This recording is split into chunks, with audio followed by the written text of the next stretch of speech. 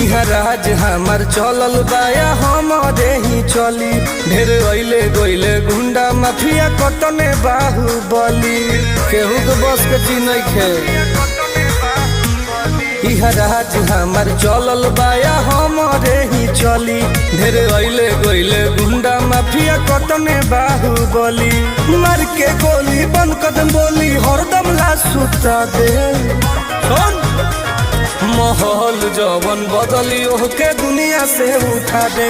माहौल जवन बदली ओहके दुनिया से उठा दे।